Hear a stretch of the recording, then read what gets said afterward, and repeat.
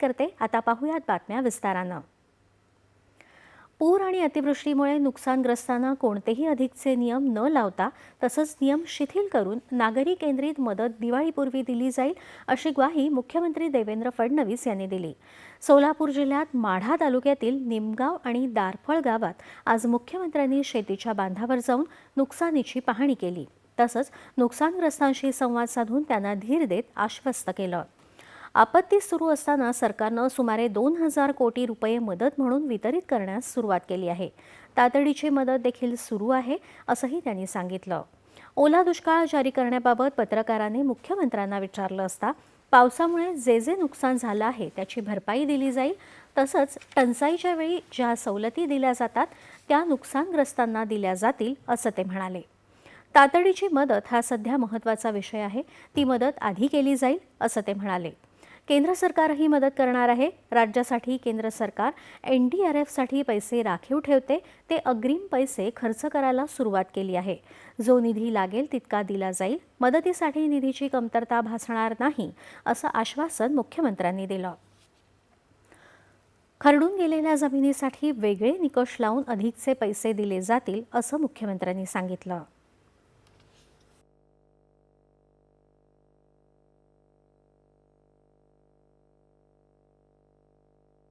या माडाच्या भागामध्ये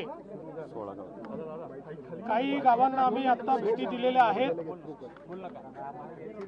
मोठ्या प्रमाणात पुरामुळे हानी झालेली आहे।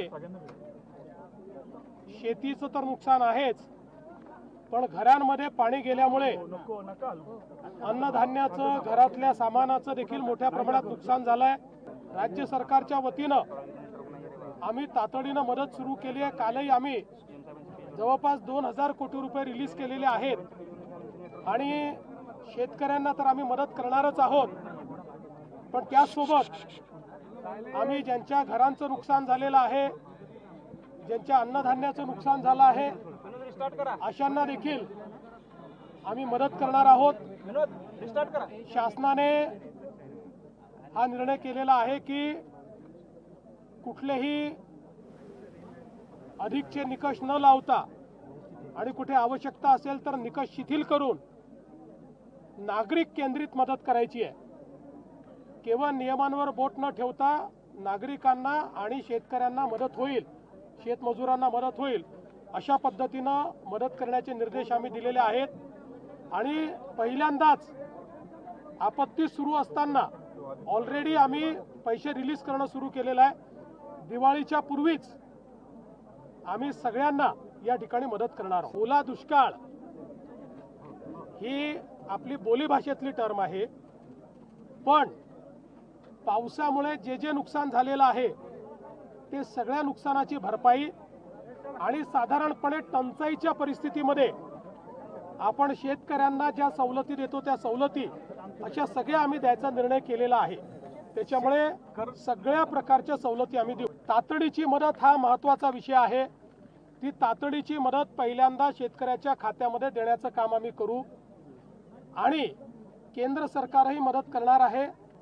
जे त्यांच्या नॉर्म्समध्ये बसत नाही ते आपण आपल्या नॉर्म्समध्ये बसवून आपल्या निधीतनं ते पैसे देतो।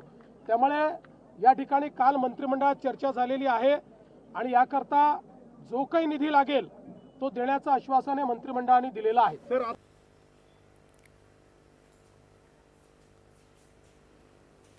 उपमुख्यमंत्री अजित पवार आज पूरग्रस्त सोलापूर जिल्ह्याच्या पाहणी